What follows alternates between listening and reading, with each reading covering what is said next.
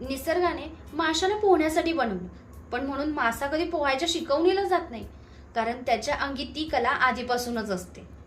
निसर्गाने पक्ष्यांना उडण्यासाठी बनवलं, पण म्हणून पक्षी कधी उडण्याची शाळा लावत नाही, कारण त्यांच्या अंगी ती क्षमता आधीपासूनच असते.